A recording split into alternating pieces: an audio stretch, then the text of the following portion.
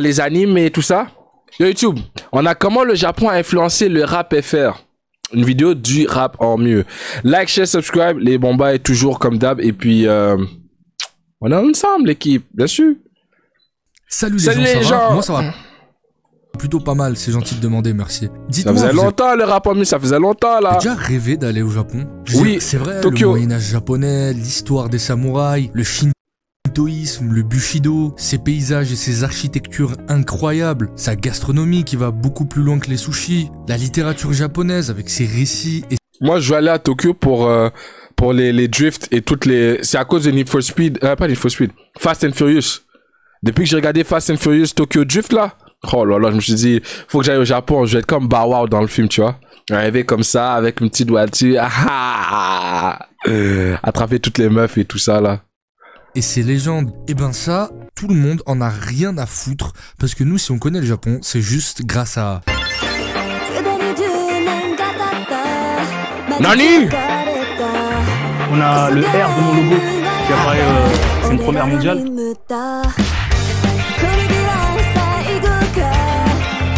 Bon, on le sait, s'il y a bien une culture qui influence le rap, c'est bien celle qui lui a donné naissance, c'est-à-dire les USA. Mais le Japon est sûrement le pays qui vient juste après en termes d'influence. Et quand on y pense, c'est assez logique. La volonté de faire, la combativité, le nindo, le pouvoir de l'amitié, c'est des trucs qu'on retrouve totalement dans le rap. Et c'est normal que le Japon soit une si grande source d'inspiration pour ce genre musical. Que ce soit dans les références, dans l'esthétique des clips, jusqu'à parfois même des concepts d'albums, comment le Japon a su marquer le rap français ce clip a été supprimé, c'est vrai, s'en sont inspirés. On voit ça tranquille dans ce nouvel épisode du Rap en mieux, spécial Japon.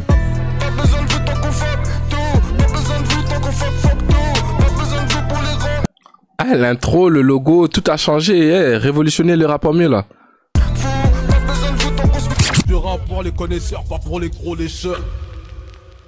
Évidemment, si je vous dis rap et Japon, comment ne pas penser à...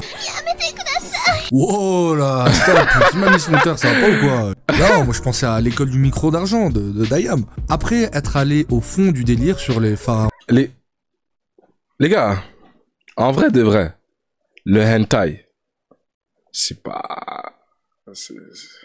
C'est pas mal. C'est ce qu'on m'a dit, je sais pas. Y a rien de gênant, tu vois. C'est pas parce que c'est animé que c'est...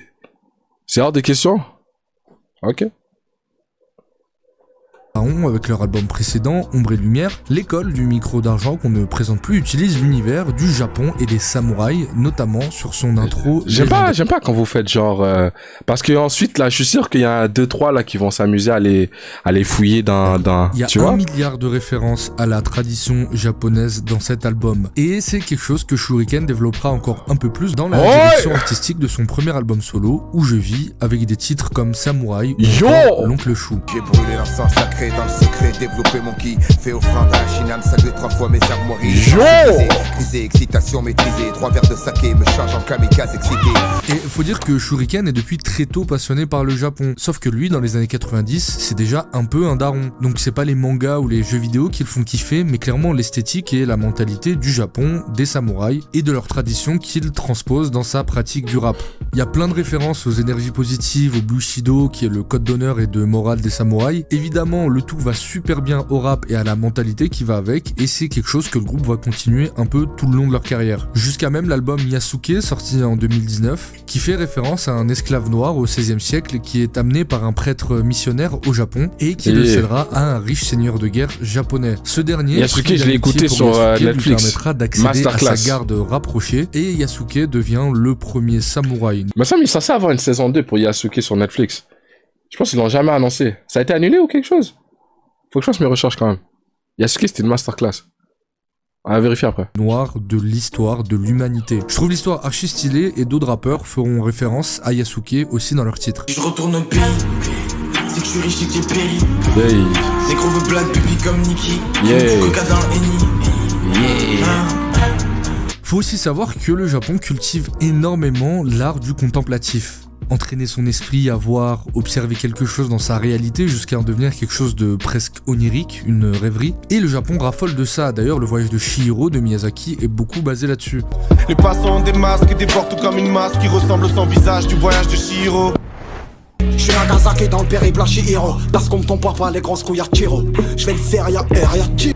Sur ce sujet, c'est Ali qui puisera beaucoup là-dedans, la méditation, la spiritualité. D'ailleurs, dès qu'un rappeur veut une esthétique de fou dans un clip, c'est simple, il va au Japon. Ateyaba a clairement été précurseur là-dedans aussi en France. Alors oui, c'est pas lui qui a fait découvrir le Japon dans le rap français, mais le fait de mélanger rap et imagerie moderne japonaise, c'était assez nouveau à l'époque. D'ailleurs, Ateyaba porte vraiment le Japon dans son cœur et lui aussi est très loin de faire du fanservice pour otaku. Son voyage au Japon lui inspirera les deux masterclass que sont les EP Kyoto et Tokyo, mais surtout le clip Harajuku, qui mettra une gifle monumentale au rap français à l'époque, tellement c'était beau. Tokyo, je suis à Shibuya, je ride les meufs d'Harajuku, négro dans la stratosphère après Nouya. Son père, je suis dans ma soucoupe, 23 puis je suis proche de ma Rolex. En 2014, c'était ultra avant-gardiste ce type d'esthétique. S'en suivront alors plusieurs clips très marquants qui reprendront cette imagerie pop japonaise. Évidemment PNL avec Chiki Chiki, mais aussi Kekra, Népal ou encore Nekfeu. Je suis LF, je brûle mes souvenirs, j'éclaire le PNF.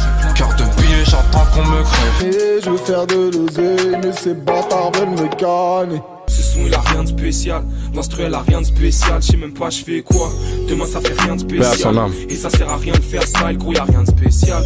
La civilisation japonaise est un véritable puits de culture, de références, d'images et de plein d'autres choses qui font la richesse de ce pays. D'ici sortira en 2018 l'album This Is Illa, un album presque concept basé totalement sur les kaiju, ces monstres japonais inspirés de légendes de taille immense et qui n'ont pour but que la destruction et le chaos. Bref, de détruire l'humanité. Le kaiju le plus célèbre c'est Godzilla, que vous connaissez sûrement, mais il y en a plein d'autres, Kumonga ou encore Eric Zemmour. Le truc c'est que ces monstres légendaires au Japon ne rentrent pas du tout dans les cases gentils ou méchants qu'on a l'habitude de voir dans la fiction occidentale. Ils sont neutres, c'est juste des forces de la nature, ils sont là juste pour remettre en perspective la fragilité des civilisations modernes, notamment à une époque où le Japon essaye tant bien que mal de se relever de Hiroshima et Nagasaki. Autre chose de très marquant aussi au Japon, c'est le cinéma. Le cinéma japonais, au même titre que le cinéma coréen, n'a sous certains aspects pas grand chose à envier au cinéma américain. Esthétique léchée, retournement de situation de barjo, violence sublimée, films de baston ultra stylés, le cinéma asiatique, quand on s'y plonge, c'est assez impressionnant. Et là, niveau rap, il y a assez peu de références. C'est vraiment les méga geekos du Japon qui vont faire des clins d'œil, dont un que je trouve assez incroyable, c'est sur le titre Eskimo de Nekfeu en feat avec Népal, où ce dernier va faire une référence Gucci-esque pour les amateurs de cinéma.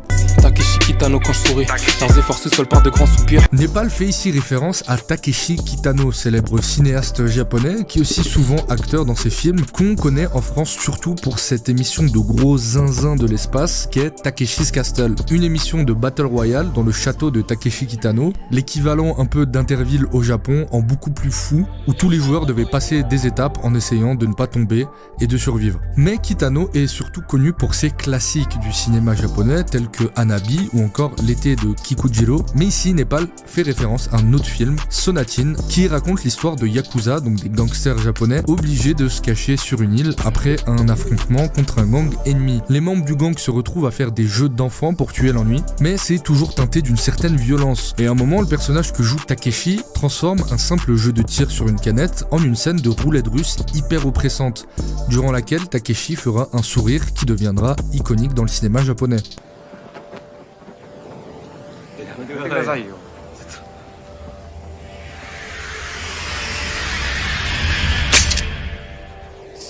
Waouh.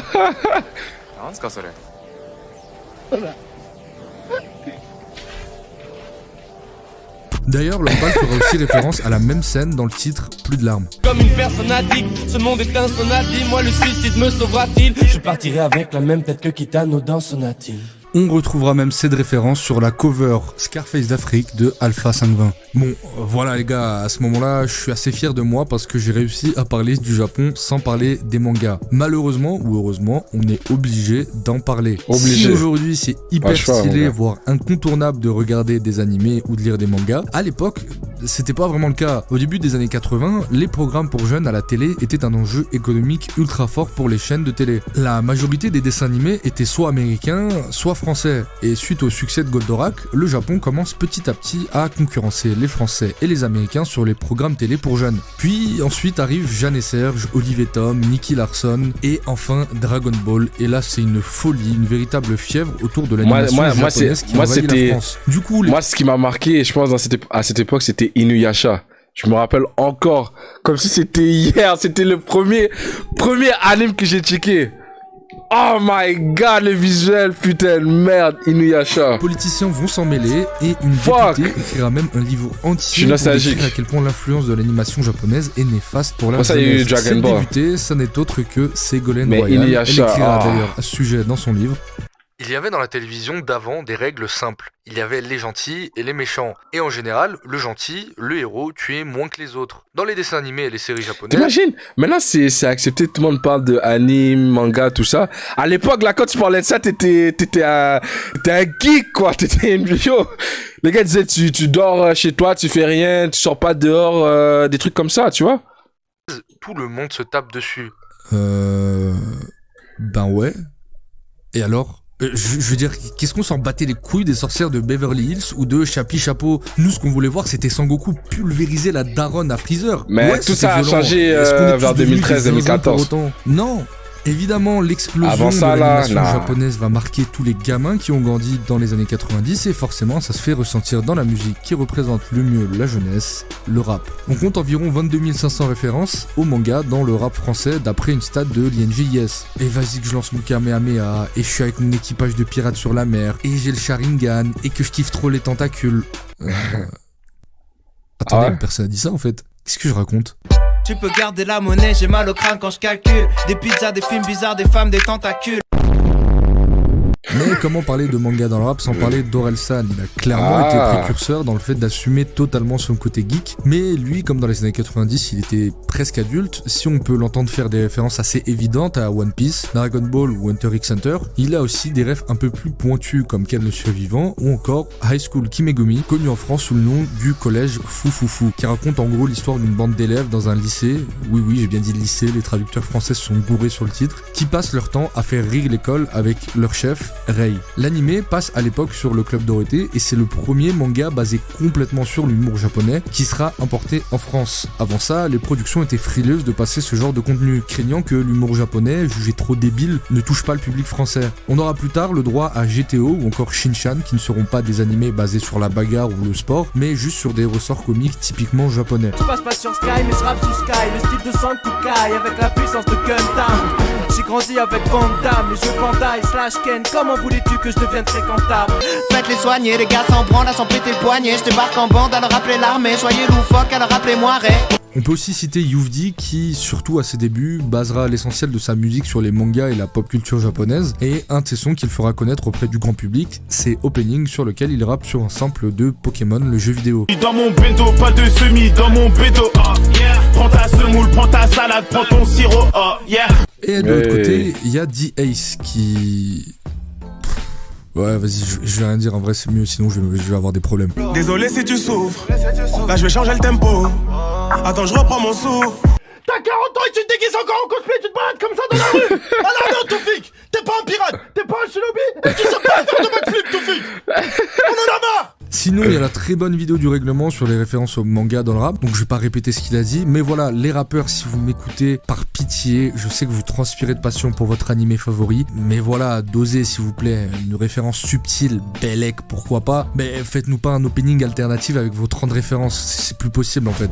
Pour terminer, je voulais parler des jeux vidéo, mais je me rends compte qu'il y a tellement de choses à dire que ça mériterait, comme pour les mangas, un épisode à part entière. Le Japon est connu pour avoir marqué des générations entières grâce aux jeux vidéo, en grande partie grâce à Nintendo. Et là aussi, ça va des références les plus simples aux plus pointues. Veux-tu que je me rappelle qu'on s'est parlé? Je me rappelle à peine où je me suis garé. Je mets les pieds dans le plat. Tap à l'anka. Défends-toi, on plaisante pas. Je trouve ça complètement perché de sortir cette référence, d'une part parce que Street Fighter c'est la vie, mais aussi parce que ça fait appel à une hallucination collective qu'on a tous eu quand on était gamin en jouant Ryu dans Street Fighter et qu'on faisait l'attaque tournoyante. Ryu criait Tatsumaki Sen Pukiaku.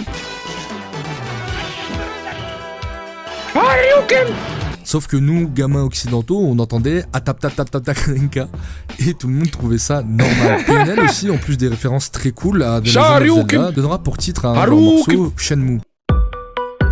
Je marche comme Link dans le monde des gros. J'attends rien des hommes à part chez nous.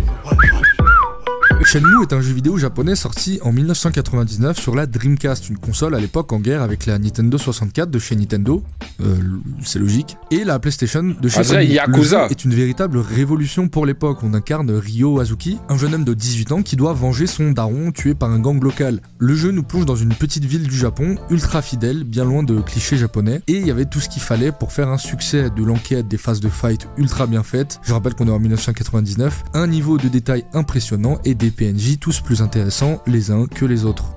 Bon, enfin, presque. Can you help me? Hey, what's wrong? On a vraiment l'impression d'être au Japon, sauf que la Dreamcast ayant pris une méga claque commerciale face à la PlayStation et à la Nintendo 64, le jeu est plutôt un échec commercial, car malgré des bonnes ventes, le coût de développement était stratosphérique à l'époque. Malgré tout, le jeu marquera les générations pour son côté immersif, son histoire et sa qualité. En 2001, Shenmue 2 sort et régale les fans de la série, et puis après, plus rien. Les fans feront des pieds et des mains pour avoir un troisième opus, mais la sortie sera sans cesse repoussée. Et parmi ces fans, il y en a un qui s'appelle Ademo, et qui n'attend pas grand chose des hommes si ce n'est la suite de Shenmue, qui l'a lui aussi sûrement marqué. Pour l'anecdote, le titre Shenmue de PNL sort avec l'album Deux Frères en avril 2019, et 7 mois plus tard, Shenmue 3 sortira. Prophétie autoréalisatrice ou Ademo a le bras beaucoup plus long qu'on ne le pense, à vous de juger.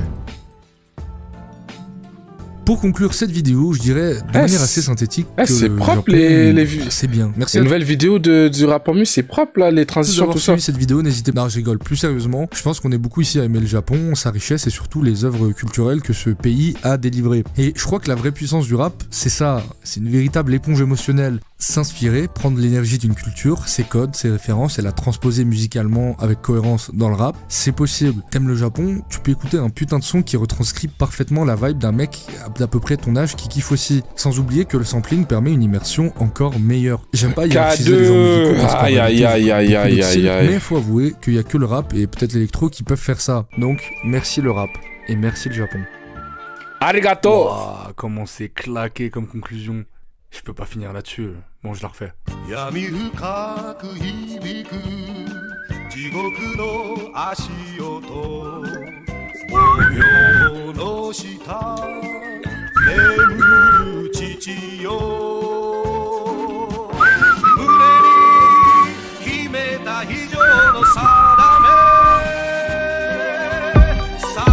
Je marche comme Link dans le monde des gorons. Hey. J'attends rien des hommes. C'est ce qui conclut la live d'aujourd'hui, les gars.